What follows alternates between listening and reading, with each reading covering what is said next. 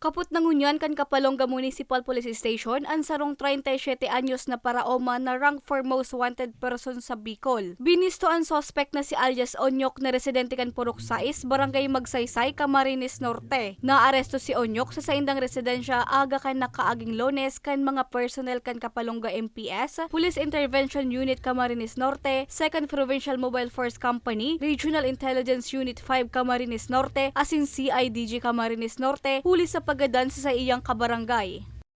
Pinamonitor naman na din namin, so pinamonitor ko na rin sa mga sabi ko nga hingi na rin ang tulong ng other unit, operating unit para makuha natin kasi ang huli naming balita is lumabas ito ng probinsya sa Bulacan. Nung Holy Week bumalik and then siguro parang planning ulit na umalis kaya lang nakuha na nga siya.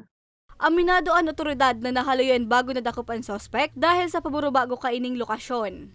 Ang mga kapulisan po ng buong Region 5, actually hindi lang po ang Kapalonga MPS, ay humihingi po kasi nga sabi ko lagi dyan, crime prevention is everybody's concern. Hindi lang po ito concern ng ating mga kapulisan, kundi concern po ito ng community.